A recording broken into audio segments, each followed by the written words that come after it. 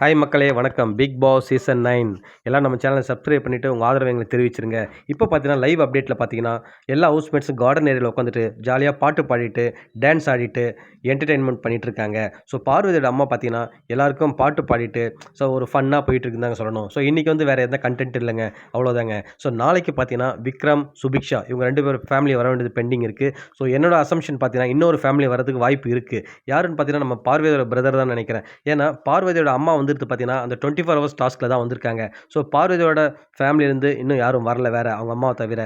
So எனக்கு தெரிஞ்சது வரைக்கும் நாளைக்கு அவங்க அண்ணன், அவங்க அண்ணி வரதுக்கு சான்சஸ் நிறைய இருக்குது. இன்னும் பார்த்தீங்கன்னா பார்வதி அவங்க அம்மாட்ட கேட்பாங்க, அண்ணா வரலையான்னு கேட்கும்போது அவங்க ஒரு மாதிரி மழுப்புற மாதிரி தான் பதில் சொன்னாங்க. ஸோ அதுலேருந்து எனக்கு கொஞ்சம் டவுட் இருக்க தான் செய்யுது. ஸோ அவங்க அண்ணன் வந்தாருன்னா அவர் எப்படி கமருதீன்கிட்ட பேச போகிறாரு, பார்வதிக்கு என்னென்னலாம் அட்வைஸ் பண்ண போகிறான்னு சொல்லிட்டு பார்த்தா தாங்க தெரியும். ஸோ விக்ரம், சுபிக்ஷா அவங்க ஃபேமிலிலேருந்து வருவாங்க. ஸோ நார்மல் ஜென்ரல் அட்வைஸ் தான் இருக்க போகுது. ஏன்னா பெருசாக 2 பேரும் எந்த மிஸ்டேக்ஸ் பண்ணல. ஸோ என்னென்னா 2 பேருமே கொஞ்சம் ஸ்லோவாக இருக்காங்க கேம்ஸில்.